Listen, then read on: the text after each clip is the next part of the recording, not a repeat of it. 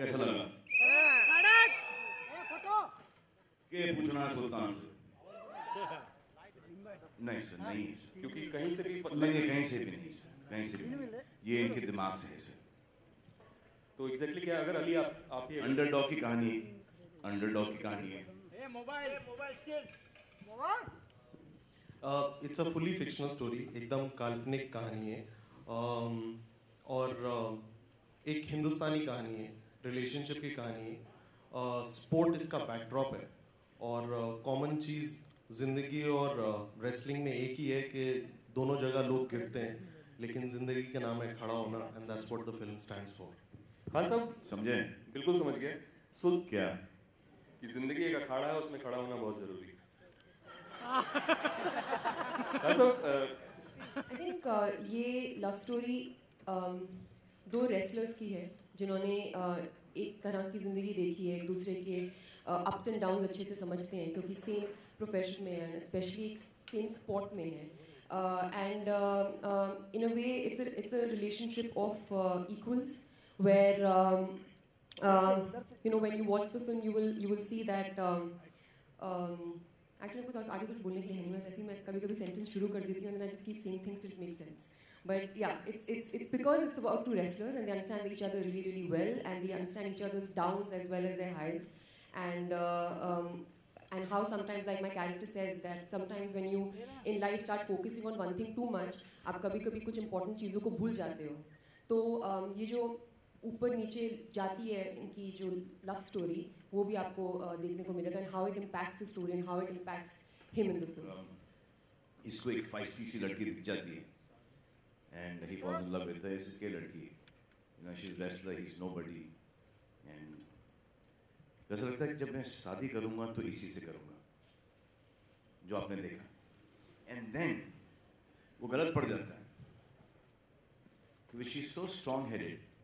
Basically जो होता है ना, कभी कभी किसी की ट्रेन लेट चलती है, वो ये उनमें से है इस पिक्चर में। वो सुल्तान को गलत समझ जाती है, and then how it's all about Sultan, how he goes down and then how he comes back up with the help of the woman that he loves. And जो the औरत, her, is responsible for making him, then her responsible for breaking him, and then her again, because of her he starts making again, and everything comes into this happy, beautiful love story, which may not or may be the end of this film. Hi. Luckily, there were no injuries because I had a good team of a trainer and a physio who was overlooking my workout, and a physio that I'd been working with for some time. So luckily, I was kind of prepared before I started shooting for the film. But you're right. I mean, in a case like this, it can happen because while somebody who's an athlete in a particular sport has been doing that for the rest of their lives, I mean, for their entire life, we like get 6 weeks, which is what I got, to prep for the role. So obviously you can incur some kind of injuries, but then luckily by God's grace everything was fine. And yeah, but I think that's one thing that I would like to press on, is that the kind of work that goes into wrestling, which I think we haven't seen before, and the kind of training that goes into it. I'm happy that in fragments of it I got to experience it. And I got to kind of keep it with me and as part of my life experience. So I'm always going to hold it very closely. Each and every day. अब क्या हो रहा है कि you saw this look, now after this look, now I'm going to get into another look, and it's that journey is being it's a difficult journey for me now. But we'll work that out. लेकिन she was lucky that she didn't get injured. मेरे तो भाई इस picture में वाट लग गई। As an actor, what देखिए नहीं, क्योंकि ये उठो मैं आपको आ जाओ थोड़ा सा इसको, क्योंकि इन्होंने जब मुझे जब ये रोल सुनाया तो मुझे ऐसा लगा कि हाँ ये तो मैं कर ही लूँगा, लेकिन जब वक्त आया करने का तो इन्होंने मेरे सामने पहलवान दे दिए, not fighters, all real wrestlers. तो जैसे जैसे कोई शॉट होता था उनको ऐसा लगता था कि ये रिंग में एक्चुअली लड़ रहे हैं एंड विथ मी. तो most of the shots in this film are real. The wrestling इसमें or MMA के there's no cable. Most of them is because of them. You know, there's a lot of contact happening in there. तो ऐसा लगता था कि यार ये उठा के पटक रहे हैं, बहुत लग रही है. But then जब उनको उठा के पटकना था तो सब 120-130 किलो के fighters थे. And they're not our film fighters who will, you know, actually give you the leap and they will go down. They expect you to pick them up and throw them down. That was the most difficult part of it. Now when a wrestler trains, he trains for an hour and a half to 3 hours. And शाम को वापस से 2-3. तो ये training भी चल रही थी रेसलिंग की, MMA की ट्रेनिंग भी चल रही थी, और उसके साथ साथ दिन में 6 से 7 घंटे शूटिंग भी चल रही थी non stop. Non stop means fighting non stop. The every take because of their sir here, कि नहीं सर, एक और एक ले लो ना, मज़ा नहीं आ रहा, प्लीज़ ले लो ना. क्या है ना कि वो DOP ने एक कर लो ना. तो because of him 3, 4, 5 retake. So that's 6 hours of, you know, in those lights and training that used to take a toll on the body. I think I'll talk about him because, you know, we're talking about Sultan here. He is a very refreshing person to kind of work with because इनके साथ like what you see is what you get. I'm sure आप लोगों ने वो experience किया होगा. इतने साल से इनको जानते हैं. तो मैं जो आमिर और शाहरुख बिल्कुल वैसे हैं नहीं.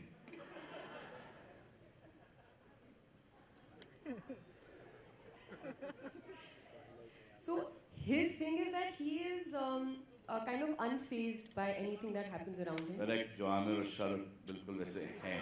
अब सर आप चाहते हो मैं आपको बताऊं कि आमिर और शाहरुख किस चीज़ में अच्छे हैं? प्लीज, मैं तो चाहता हूँ मुझे उनके बारे में कुछ पता है, लेकिन मैं आपके मुंह से भी सुनना चाहूँगा कि मुझे बस आपके बारे में बात करनी है यहाँ पे. So he is like that and I think it's something very refreshing. and आपको मतलब अगर आप अपने करियर में ऐसे किसी को देखते हैं जो इस मुकाम पे हैं लेकिन ऐसे हैं, so you know you feel relaxed, you feel like ठीक है, this is kind of, you know, the right way to be. I think he's very blessed and he has a lot of people around him who love him, all his fans. I mean, since I was announced for the film, the kind of messages I've got from like Salman fans, like unbelievable. So you realize his you know his craze, which is amazing. So I think and also having said that, if you see this film, you've seen the trailer, when you watch the movie, you'll realize that he's worked really hard on this film. You're lying. You're lying. You're lying. Lying. No, he's worked really hard on the film, and we've seen it, and you guys are seeing it right now. You can't fake these things. It's जैसे यार वो shorts यार सब, you know, पहलवान लंगोट पहनते हैं, not look real. ऐसे वो लंगोट पहन लेंगे, we'll do it. जब मैं वहाँ पर पहुँचा, वहाँ 5,000 का क्राउड है. सब कुर्ते पजामे में, चप्पल में, शॉर्ट्स के अंदर. अरे भाई! ये तो यहाँ पर गड़बड़ हो गई. So I said, यार Ali, I'm not. There is no way that I'm going to. Chance ही नहीं कि मैं वहाँ पर जाऊँ. और कुछ औरतें भी बैठी थी वहाँ पर, घूंघट के अंदर सब जूनियर आर्टिस्ट. ऐसे ये तो हो ही नहीं सकता. This is not possible. इससे फिर एक काम करते हैं, हम लोग नेक्स्ट ईद पर आएंगे. वैसे ये डेट भी अच्छा है, नेक्स्ट ईद का. Anyway, I said चलो ठीक है. अब मैं एक लुंगी पहन के गया वहाँ पर और एक कुर्ता में जाके बोला, यहाँ पर अगर किसी ने चिल्लाया तो I swear on God मैं आके मारूंगा. And when I was walking from my van to where the shooting was, the location, मेरे आंखों में आंसू थे. I was feeling violated. अच्छा, और मैं बिल्कुल शर्माता नहीं शर्ट वर्ट उतारने में, शॉर्ट्स पहनने में. मैं वो शर्मीला किस्म का आदमी हूँ ही नहीं इन मामलों में. But when I to go and take that off, you know, and there's something hi. मुझे समझ में आ रहा था कि because I've seen the junior artists यहाँ पे इंडस्ट्री के अंदर, you know, हर पिक्चर के अंदर you work with the same people, so you can understand the voices. ऐसे घूंघट खोलो. ऐसे नहीं खोलेंगे. was the most difficult thing, but thank God that the people got used to the visual. फिर phone के ऊपर उन्होंने तस्वीरें खींच के अपलोड करना शुरू कर दिया कमीनों ने. There's nothing better than shooting on real location. जब तक everything is controlled, real location लगता है. जितने भी आप सेट वेट बना लो, उसका कोई मायने नहीं है. But it is difficult nowadays to shoot on real location because the amount of police security, crowd control, तो वो बहुत difficult हो जाता है. फिर कि long shots के अंदर वहाँ तक के फिर वो लोग दिखाई देते हैं. फिर उनको जाके निकालो, फिर टाइम नहीं होता है. एक्टर वैसे ही लेट आते हैं. उसके बाद CG के अंदर सबको निकालना पड़ता है. फिर फिल्म डिले हो जाती है. तो we try and shoot on sets and then also a little bit on real location. देखिए शुरुआत में मैं एक्चुअली बहुत डरी हुई थी बिकॉज पहली बात मैं रेसलर की तरह लगती नहीं हूँ. तो और हमारा एक परसेप्शन होता है रेसलर्स को लेके कि रेसलर्स एक पर्टिकुलर साइज के होते हैं. तो बिगिनिंग में तो I was just like looking at Aditya Chopra and saying are you sure ये कैसे होगा. बट मैंने जब थोड़ा रिसर्च किया तो मैंने रियलाइज़ किया कि कुछ लोग लंबे मेरी तरह भी थे, like some international wrestlers. So I thought कि बस यही मुझे करना है. I just have to look tone so that I can look the part. Anyways कैमरे पे तो आप थोड़े मोटे लगते ही हैं. और वैसे वेट कैटेगरीज होती हैं. वेट कैटेगरीज होती हैं. करेक्ट, वेट कैटेगरीज होती है. तो मेरी वेट कैटेगरी भी थोड़ी कम वाली थी. 15 किलो की. नहीं 58 की थी.